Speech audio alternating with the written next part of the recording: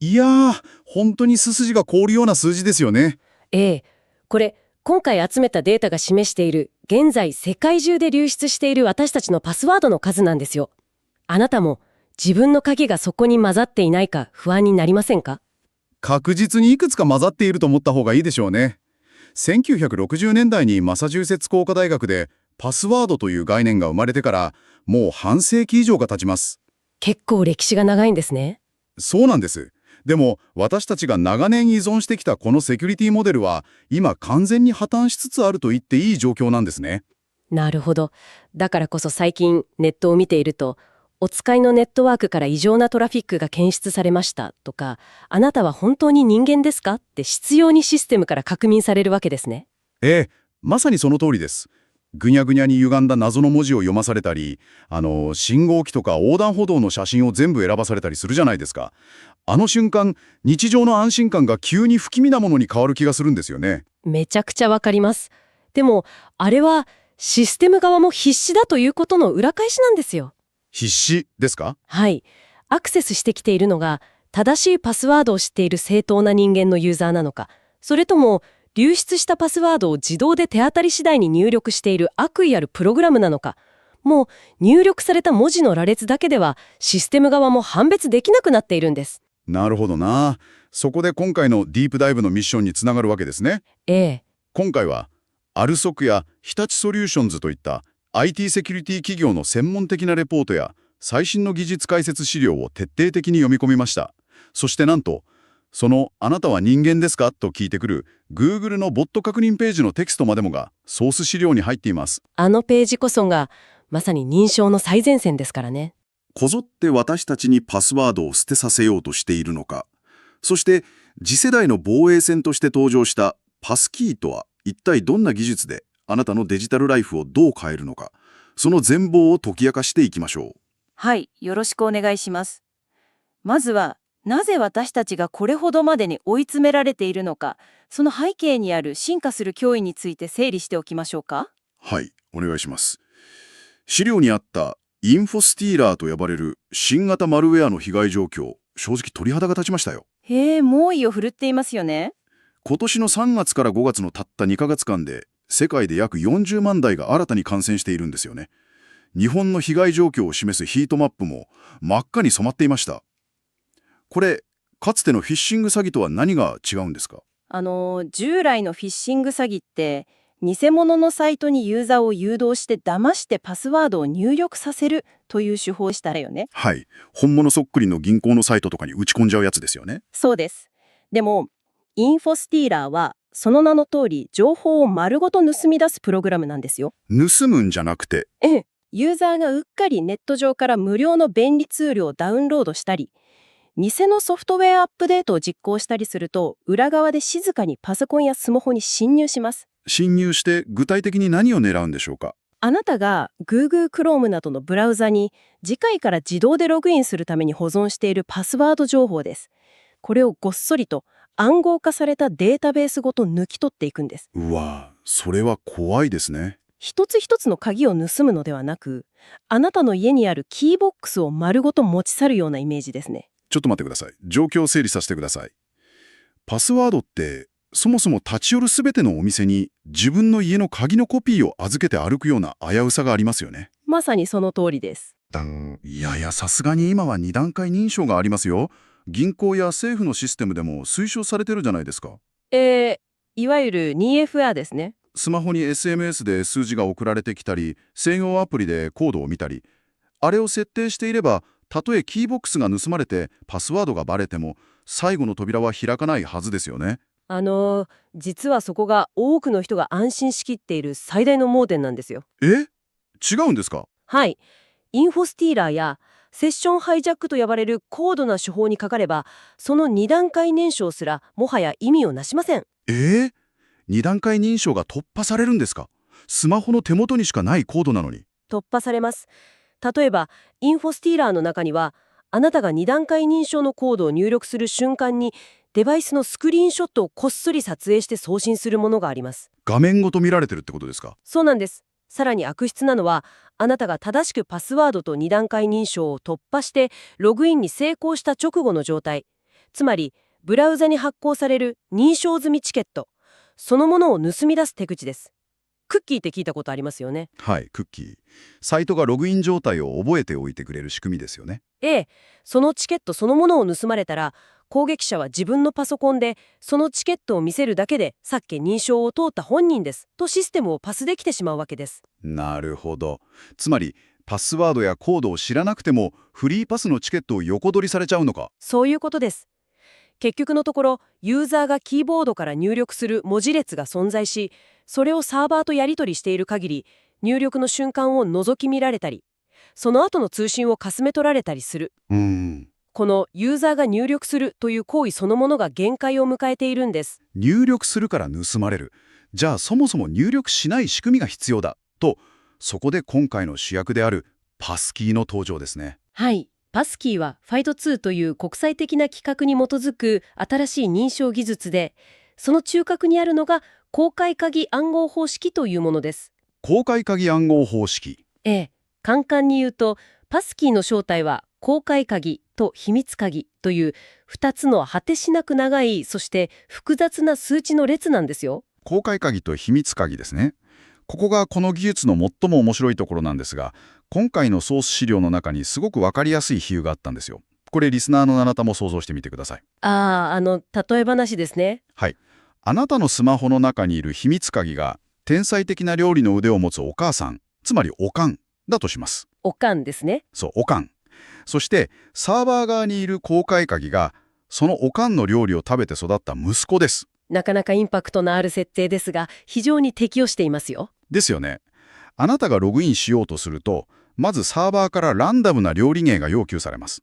例えば、今日は肉じゃがを作って、と。これが暗号の計算依頼ですね。はい。すると、スマホの中にいるおかん、つまり秘密鍵が、誰にも真似できない独自の味付けで肉じゃがを作ってサーバーに送ります。これが暗号計算結果です。そしてサーバー側にいる息子である公開鍵が送られてきた肉じゃがを受け取るわけですね。そうです。サーバーは息子にそれを食べさせて、これ本当にお前のおかんが作った肉じゃがかと聞くんです。なるほど。息子が味見をして、間違いない、この隠し味はうちのおかんの味だと検証できれば、見事ログイン成功となります。完璧な検証システムですね。ここで一番重要なのは、息子は確実におかんの味を見分けられるけど、息子自身がおかんのレシピ、つまり秘密鍵を完全に再現して自分で作ることは絶対にできないという点ですよね。まさにそこです。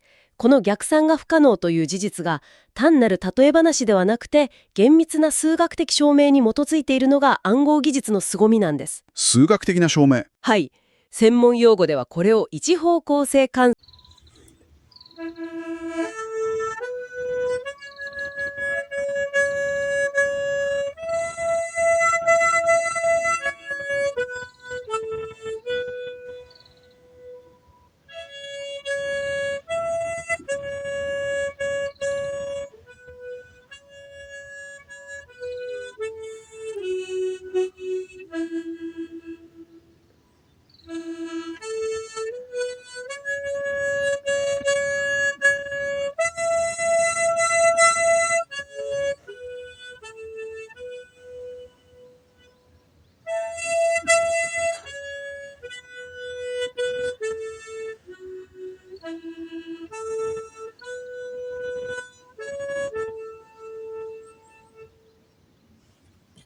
数と呼びます。つまり、一方方向には簡単に進めるけど、元には戻れないということですか。そういうことです。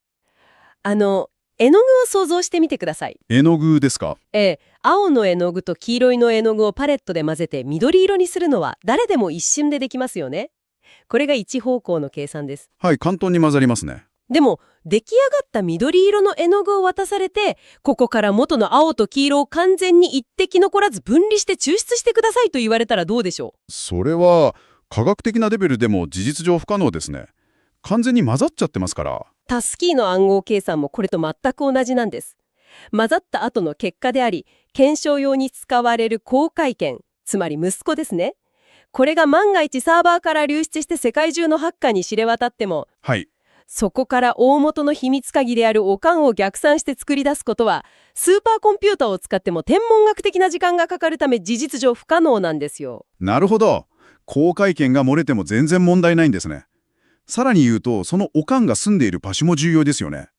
いい視点ですね。ただのデータフォルダーではなくて、スマホやパソコンの中にあるセキュアエンクレーブとか、TPM と呼ばれる物理的に隔離された特殊な金庫のようなチップの中に保存されている。そうなんです。だから、先ほどのインフォスティーラーのようなマルウェアが侵入してきても、おかんを外に連れ出すことはできないんですよね。その通りです。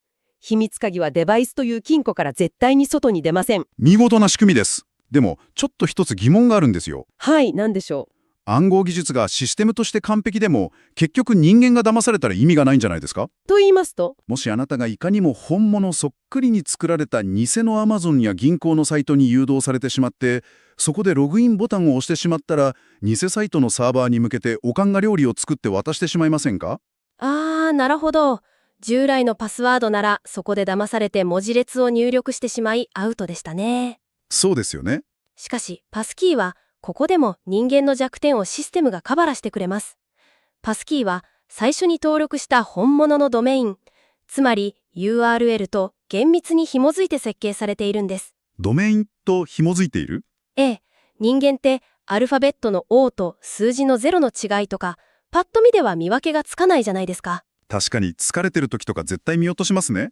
でも、パスキーの場合は、人間が目視で確認する代わりに、ブラウザーや OS 自体が裏側で機械的に現在のドメインをチェックしているんです。へえ。もし1文字でも本物のドメインと違えば、端末内のパスキー、つまりおかんは全く反応しません。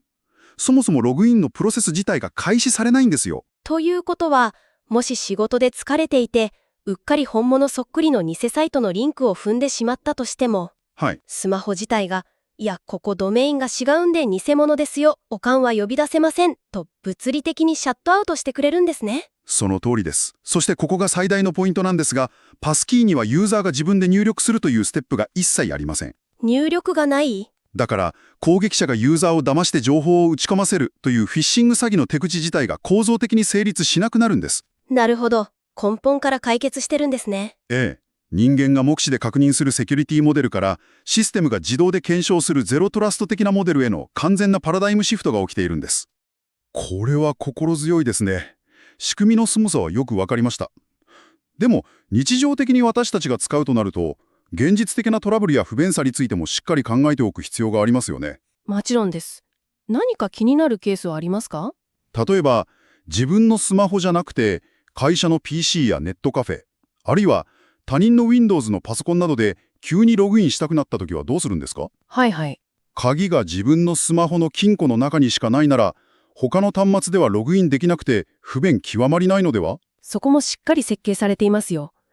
自分の鍵が入っていない別の PC でログインしたい場合、PC の画面に専用の QR コードが表示されます。QR コードですか？はい。それをあなたのスマホのカメラで読み取り、スマホ側で顔認証や指紋認証を行います。すると、Bluetooth などの近接通信を利用して PC 側でログインが完了するんです。いやいやいや、ちょっと待ってください。それってすごく危なくないですか？なぜですか？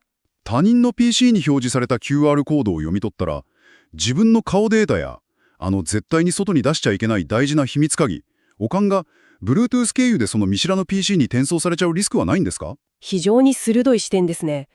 でもそこはご安心ください。情報のやり取りの設計が実に巧みなんですよ。どういうことですか？ PC 側に表示される QR コードはいわば使い捨ての鍵穴の情報に過ぎません。あなたのスマホはその鍵の穴の形を読み取り、手元で本人確認を行います。うんうん。そして、Bluetooth 経由で PC 側に渡すのは、その鍵穴にぴったりあったという計算結果。つまり料理の味だけなんです。ああ、ということは生体情報も秘密鍵の設計図も絶対に他人の PC には残らないんですね。はい。生体認証、つまり顔や指紋のデータは、あくまであなたの端末内にある秘密鍵のスイッチを入れるためだけに使われます。なるほど。サーバーにも、Google にも、Apple にも、そして目の前にある他人の PC にも、あなたの指紋や顔のデータは一切送信されません。ピンコードなどの設定もデバイス上のみに保存されます。それは安心しました。生体データがどこかの企業に吸い上げられているわけじゃないんですね。ええ、全くそういうことはありません。さて、ここまで聞いて、よし、じゃあ今すぐパスキーを使ろうと思ったあなたに、もう一つお伝えしなければならない現実がありますよね。はい。過渡期ならではの問題ですね。そうなんです。今はまだ全てのサイトがパスキーに対応しているわけではない過渡期だということです。大手サービスはこぞって対応を進めていますが、古いシステムや独自のアプリなどではまだまだパスワードが残っていますよね。そうですね。この過渡期特有のトラブルも実際によく起きていますよ。例えば、スマホを紛失した時や iPhone から Android に機種変更する時なんかはどうなるんですか？今のところ Apple の iCloud キーチェーンの中にあるパスキーをそのまま Android の Google のシステムに直接移行するのは結構ハードルが高いと聞きましたが。おっしゃる通りです。各社が連携を進めてはいますが、異なる OS 間でのパスキーの完全な互換性はまだ道半ばですね。じゃあどうすればいいんでしょうか？だからこそ、完全にパスワードが廃止されるまでの間は、アカウントを復旧するためのバックアップ手段を確保しておくことが必須になります。具体的には何をすべきでしょうか？まず、端末を紛失した時のリスクに備えて、Apple の iCloud キーチェーンや Google のパスワードマネージャーといったクラウド機能を使って、秘密鍵を同期、つまりバックアップをしておくことです。クラウドに置いて大丈夫なんですか？クラウド上には最高レベルの暗号化が施されて保存されるため、端末を失っても同じ OS の新しい端末ならすぐに復旧できます。なるほど。そして、ここからが今日一番の超重要ポイントです。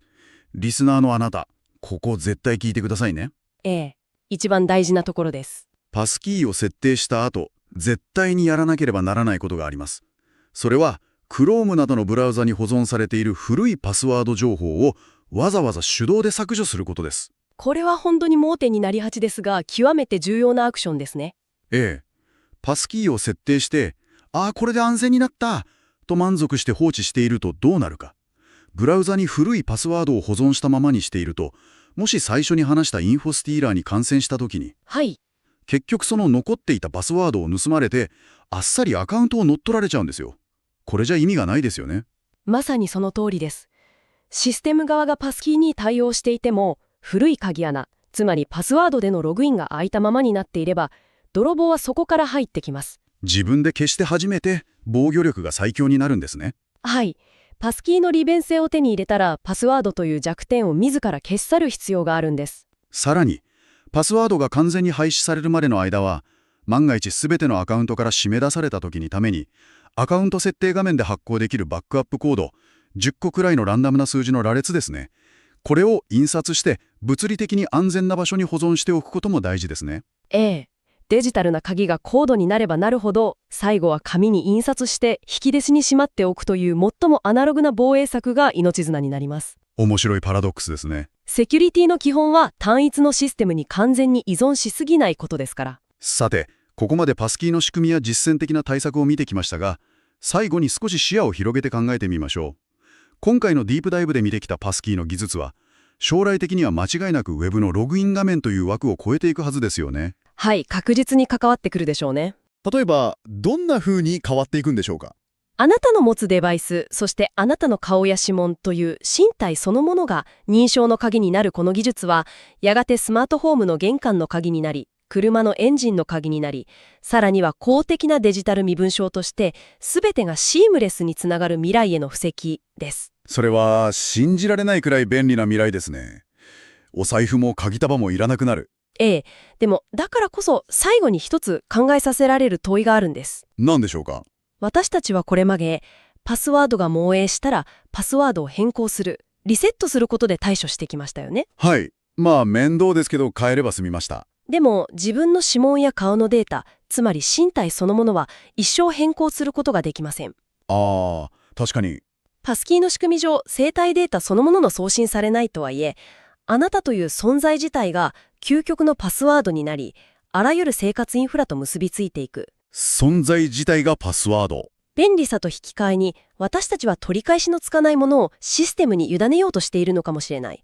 システムは間違いなく安全になりますが、私たちの社会はその不可逆な変化を受け入れる準備が本当にできているのでしょうか。なんだか急に SF 映画のような、でも現実の重い問いですね。便利さの裏にある本質的な変化に、私たちはもっと自覚的にならないといけないのかもしれないです。まさにそういうことです。ぜひあなたも今日スマホを開くとき、自分のデジタルな鍵束が今どうなっているのか、そして自分が何を鍵として使っているのか、少しだけ立ち止まって見直してみてください。古いパスワードの削除もお忘れなく。ぜひ実践してみてください。今回のディープダイブはここまでです。また次回お会いしましょう。